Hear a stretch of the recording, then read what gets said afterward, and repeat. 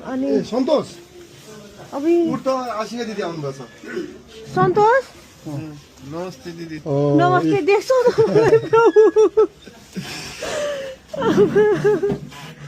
अनि तिमी कहाँ गएको थियौ त सबैजनालाई भेट्दा तिमीलाई भेटिन तिमीलाई कहाँ लाग्यो भन त टाउकोमा लागेको गोली चाहिँ आँखाबाट लागेको यो कन्सर्टबाट लागेको दुईटै आँखा देख्दिनौ ए ओहो कति कति लागेको कान्छ तिमीलाई मैले हिजो अनलाइन खबरमा देखाएको थिएँ तपाईँको न्युज सन्तोष बोहरा भाइ चाहिँ अनि न्युरो हस्पिटल न्युरो वार्डमा टिचिङमा हुनुहुन्छ सहयोग कतैबाट आएन भनेर आएको थियो अनि त्यसपछि तिम्रो बच्चा नि छ छोरी छ ए ए ओहो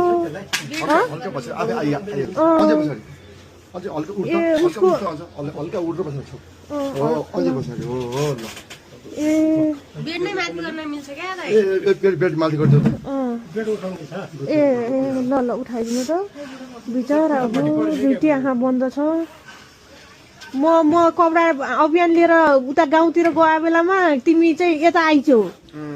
अस्पताल यता काठमाडौँ आइछौ त्योभन्दा अगाडि कहाँ थियौ तिमीलाई याद छ सन्तोष कहाँ थियौ तिमी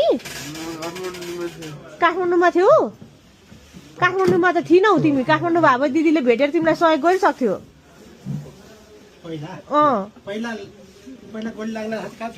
कहाँ थियौ तिमी भन त गोली लाग्दा उसलाई थाहै छैन सुर्खेतमा पहिला तिम्रो उपचार भने कहाँ गरे भन त नेपालगञ्जमा गरेको पहिला अनि त्यसपछि अनि त्यहाँबाट यहाँ ल्याएको अनि त्यो सिधै यहाँ ल्याएको भनेपछि मैले यहाँ सबैजना काठमाडौँलाई सहयोग गर्दाखेरि ऊ कहाँ थियो त नेपालगञ्जमा थियो ए म अनि उता गाउँमा कपडा अभियान लिएर गएपछि बल्ल आएको ए ए अब के छ त उसको उपचारको के छ त अनुभव भाइ यस्तो भयो उसको यहाँ गोली लगाएर यहाँबाट निस्कियो होइन यो झट्काले यो आँखा पनि निस्कियो अनि यति भाग छ नि हजुर हजुर टाउकोको नै उभा हो क्या तपाईको ए हैन गोलीले गर्दाखेरि पुरै खाल्टो थियो अलिकति अब दिदीहरु निस्केको थियो बिस्तारै अहिले यस्तो भएको ए ए टाउको खाल्टो गरे ए हड्डी छैन यो खाल्टो अर्को सिमेन्टको के बोन सिमेन्ट बनाएर हालेको अहिले हाम्रो भएको छ छर्रा लाग्यो के गोली नै लागेको सुर्खेतमा ए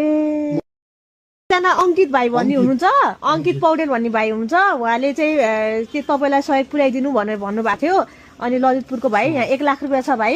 अनि फेरि सहयोग यो सहयोग सकेपछि 1 लाख रुपैयाँ